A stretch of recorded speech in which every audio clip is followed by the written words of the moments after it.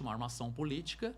A gente sabe, a gente que acompanha a política diariamente, eu, sobretudo, como jornalista, a gente começa a analisar, aí a gente entra, se o senhor me permitir, nesse viés jurídico. Eu não sou advogado, eu tenho pós em direito e posso falar um pouco sobre direito também. O doutor, tenho certeza que ele tem muito mais experiência do que eu para falar sobre isso. Então, vamos analisar o cenário desde o início. Nós temos aí um ex-presidente condenado em 3 instâncias, condenações essas referendadas inclusive pelo próprio STF, e num piscar de olhos o Supremo Tribunal Federal descondena esse cidadão, o torna elegível quando a ficha limpa diz que a pessoa não pode se candidatar a um cargo como esse, sobretudo como disputar um cargo à presidência da República. E paralelo a isso, quando se começa então a campanha, uma perseguição acirradíssima sobre o nome do ex-presidente Bolsonaro. Então, tudo que Bolsonaro poderia falar contra Lula, por exemplo, eu tenho aqui milhões de exemplos, mas que Lula era amigo de Maduro, não, você não pode falar. Mas Lula podia dizer que Bolsonaro era genocida. Então, você assistia nitidamente que criou-se ali um complexo de informação, o que veio à tona aí agora com as denúncias da USA, né, a partir do momento em que Trump assumiu, e que corrobora exatamente com o que a gente assistiu. Então, tira-se um descondenado da cadeia, cria-se lá um artifício de CEP, né? E se me permite, quero dar um exemplo aqui, doutor Ribas, o senhor como criminalista. Eu cometo um homicídio contra o meu amigo Sérgio. Então, eu cometo um homicídio no centro de São Paulo.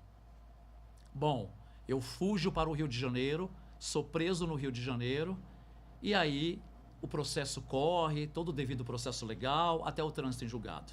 E aí eu sou condenado, né? Passam-se então alguns anos, e aí o Supremo Tribunal Federal diz que, olha, o Marcos não poderia ter sido julgado em São Paulo, porque o crime aconteceu, ao contrário, o Marcos não pode ser julgado no Rio de Janeiro porque o crime aconteceu em São Paulo. Ok? Estão entendendo o meu raciocínio? Ele não foi morto? O crime não ocorreu? Ou o crime deixou de ocorrer simplesmente por se tratar de 2 cidades distintas? O crime ocorreu. Não, mas deixa eu observar uma Além coisa. disso, né, doutor? Não, observar uma coisa que é Extremamente importante. importante do ponto de vista jurídico. Sim. A competência se prorroga quando a incompetência não é em razão da matéria. Por exemplo, se fosse um juiz civil julgando você por um crime, a nulidade seria total. Sim. Mas o juiz criminal julgar uma questão criminal em outra comarca é perfeitamente legal e não há nulidade alguma. Sim. Porque a competência se prorrogou. A partir daquele momento em que é arguída a incompetência, é que passa a ter consequências. Mas não é no Supremo que isso vai ser averiguado. Só se fosse em razão da matéria. Então a decisão do Supremo foi ilegal.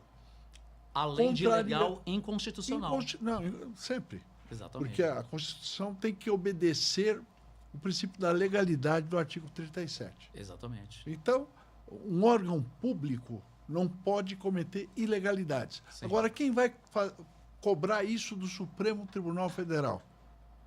O mal da democracia, a suposta democracia no mundo inteiro, é que existem homens em todos os países que são juízes de si mesmos no trato da coisa pública.